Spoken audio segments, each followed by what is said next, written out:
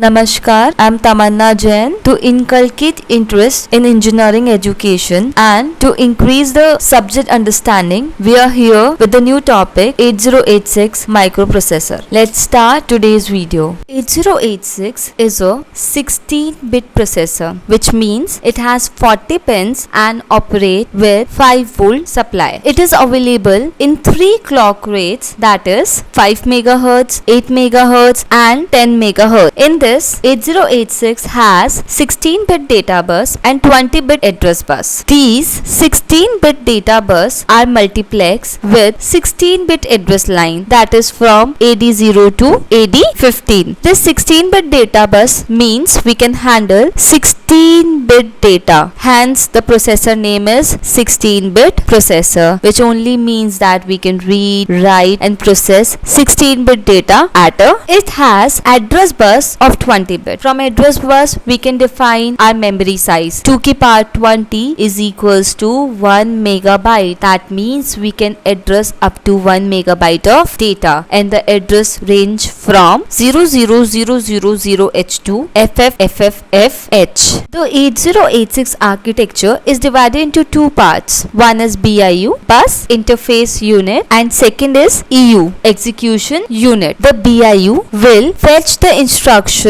from the memory and store these instructions in queue. The queue is basically an array of 6 registers where we can store 6 byte data at a time. Simultaneously, the EU will execute the other instructions. That means when BIU is fetching the instruction in the queue, then the other instruction is executing in the EU at the same time. This process is called pipelining. In pipelining, we basically save time and enhance the execution speed. How we enhance the execution speed or increase the execution speed? Suppose in queue there are 2 instructions which are stored, that is 1 and 2 number. Now when we have fetched this second byte of instruction from memory and stored in queue, at the same time this one number of instruction is executing in EU. So simultaneously both BIU and EU are executing at the same time. We don't have to wait till the first instruction gets executed. We can fetch the second instruction when the first instruction is executing in the EU. This concept, when both the parts BIU and EIU are performing simultaneously, this process is known as pipelining.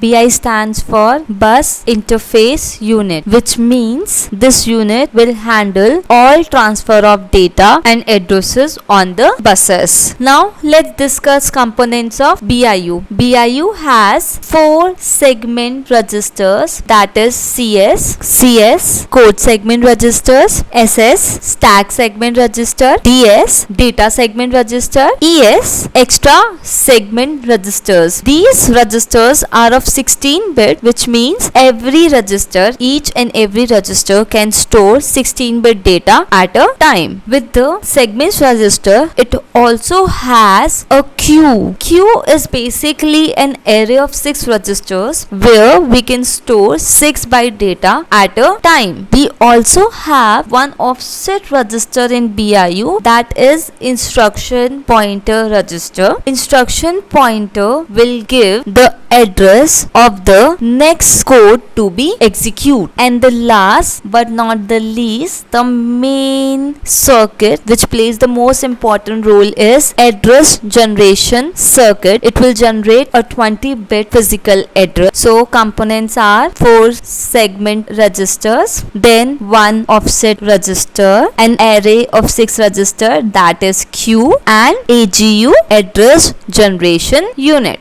The main function of BIU is, as the name suggests, bus interface unit. That means we can handle and transfer all the data and addresses on the buses. Its main function are, it will send out the address. That means it will generate a 20-bit physical address. From this 20-bit physical address, we can access the memory or input port or output port, and that from the memory can be stored in a queue, and queue is a 6 byte prefetch Q. It also fetch instruction from the memory. Even it can read data from input port or memory. It can also write data to output port and memory, and it maintains the 6-byte prefetch queue which supports the pipelining concept. So these are the function of BIU, bus interface unit. Execution unit. The name suggests all the execution is performed in execution unit. It contains 4 general purpose registers, that is AX accumulator, BX, CX and DX registers, 1 control unit, arithmetic and logical unit, flags, and 4 offset registers, that is SP stack pointer, BP base pointer, SI source index, DI destination index. The instructions from the queue are stored in control unit. Control unit is the unit which perform the decoding task. It will decode the instruction. Then the instruction from control unit is fed to ALU, arithmetic and logical unit, and it will perform the particular operation. Either it can be arithmetic or logical, and according to the ALU, the flags will set or reset. So EU functions are, it fetch instruction from Q, and Q is in BIU. Then it will decode that instruction and execute the arithmetic and logical operations in ALU. It also send control signals for internal data transfer operations within the microprocessor. Hence, the main execution take place in execution unit. Let's discuss each and every component one by one. Let's start from BIU. First component is Q. Q is an array of 6 registers, which means we can store 6-byte instruction at a time in Q. Q works on FIFO. FIFO means first in, first out.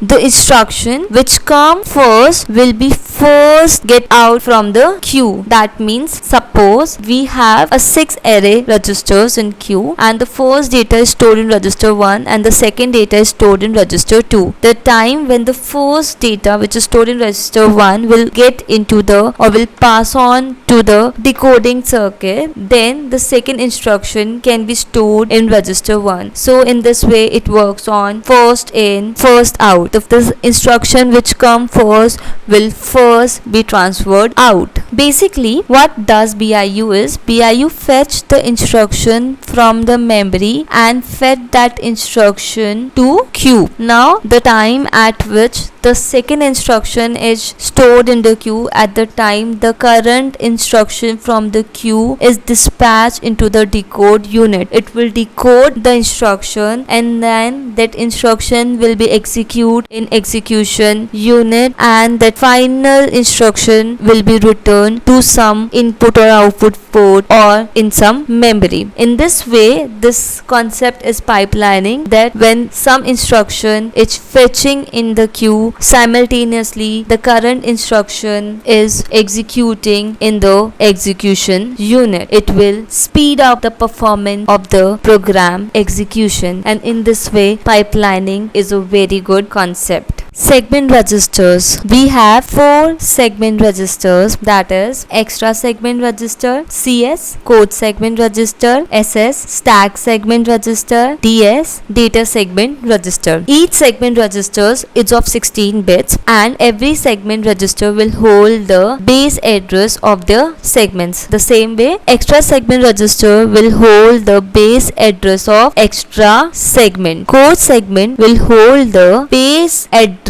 of the code segment. Stack segment will hold the base address of stack segment. Extra segment register will store the base address of extra segment, and data segment register will hold the base address of data segment, which means each segment registers is of 16 bit, and each segment register will store the base address of their corresponding segments. Now we know that each segment register, either it is code segment register or data segment register or stack segment register or extra segment register, each address of 16 bits, 2 की power 16 is equals to 64 kilobyte. That means each segment is of 64 kilobyte. But we know that our address bus is of 20 bits. 2 की power 20 is equals to 1 megabyte of memory. That means in 1 megabyte of memory, that memory is divided into 4 segments and each segment is of 64 kilobyte. Now registers are of 16 bit. That means it can handle 16 bit address, but we want actual address of 20 bit. So we have to generate this 20 bit address. This 20 bit physical address is generated by address generation unit, which is a part of BIU bus interface unit. Let's discuss address generation unit. Address generation unit will generate a 20 bit physical address. This 20 bit physical address can be generated using segment register address and offset register address. The formula is we have to right shift. First we have to right shift the segment register address by 4 bits and then we can add this value with the value of offset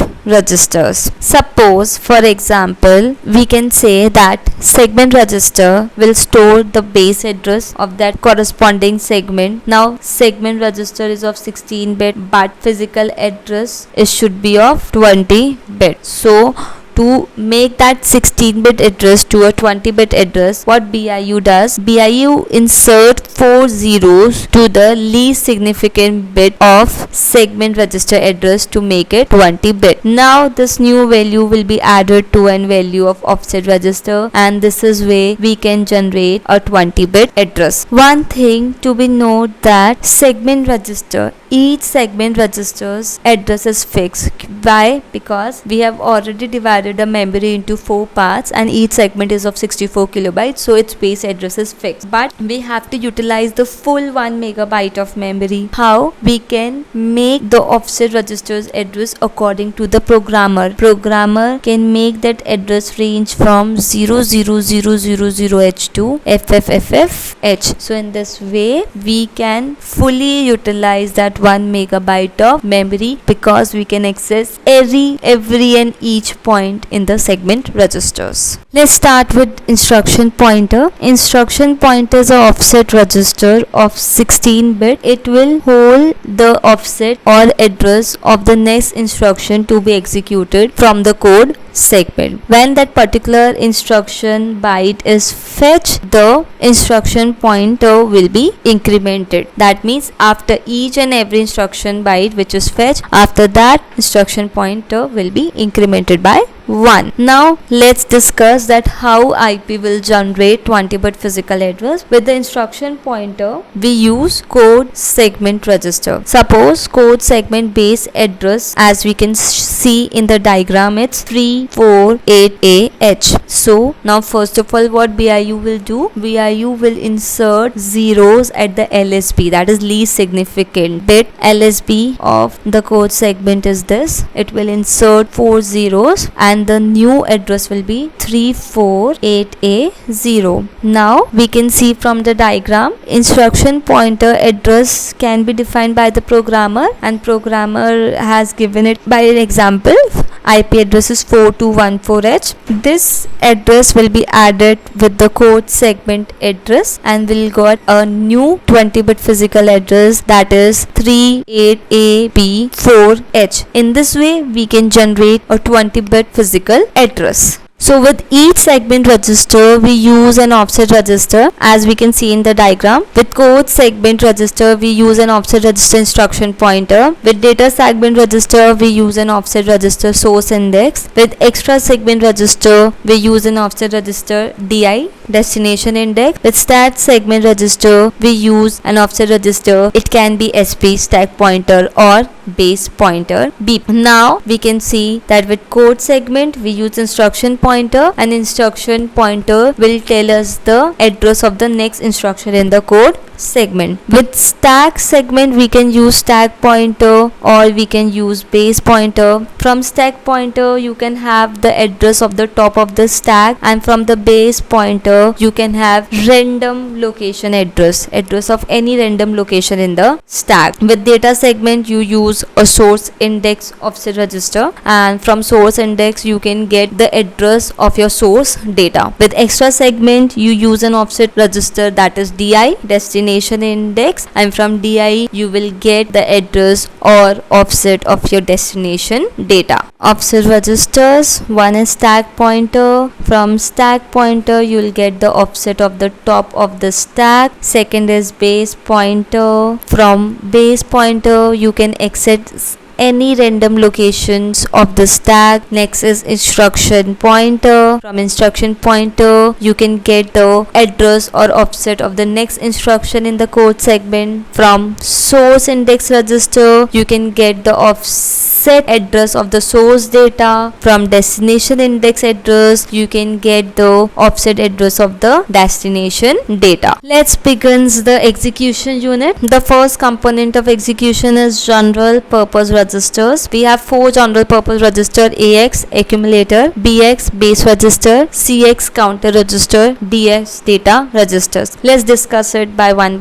AX is the accumulator. This address register is of 16-bit. Accumulator is a 16-bit register which is divided into 2 8-bit registers, AH and AL. It is an accumulator. Whole data is stored in the accumulator. After any arithmetic and logical operation, the result is also stored in accumulator. BX base register. It is a 16-bit register which is divided into 2 8-bit registers, BH and BL. It is used to store data, and it is also used an offset register in base addressing mode or base index addressing mode or base indirect addressing modes. CX counter register. It is also a 16-bit register which is divided into 2 8-bit registers, that is CH and CL. It also stores data, but with storing the data it performs another function, that is as a counter. It can be used as a counter. So where we have to make a loop,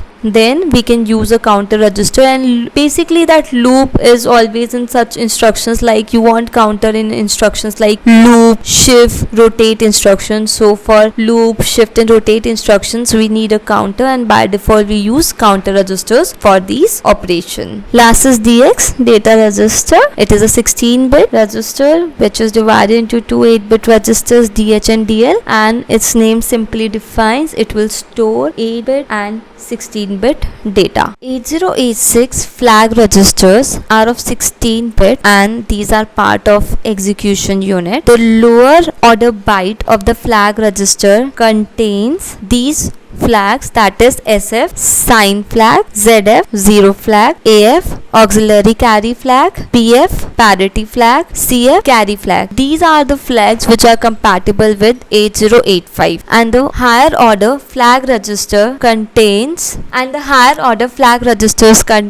OF overflow flag, DF direction flag, IF interrupt flag, TF trap flag. In this introductory video we have learned 8086 architecture and pipelining concept. In the next video we're gonna study pin diagram of 8086 and odd and even addressing techniques. These videos will increase your subject understanding and this can also increase your exam scores. Continue your studies for higher success in your life. Happy learning.